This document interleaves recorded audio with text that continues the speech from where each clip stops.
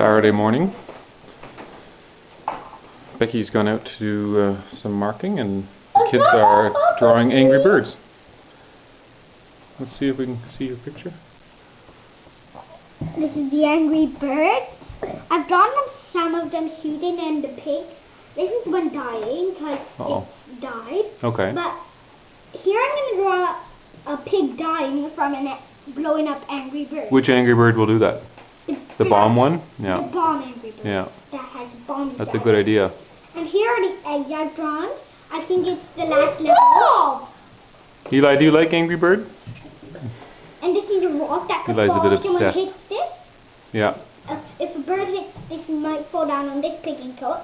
I draw that this one has a little black eye, and it's also cracking, so it might die soon because it's almost dead. Okay.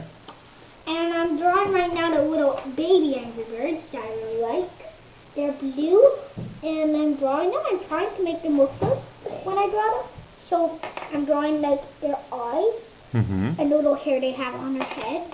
It reminds me of other things like the funny little birds. They're like very cute and they're funny when they lose their feathers. So I'm thinking of those and I'm remembering these. What are you going to play with, William? No, Lego. Lego. Yeah, Lego's the big thing right now, huh? There's Fat Toby. Fat Toby. He's getting enormous. He's going to need a little stool to get up on couches soon.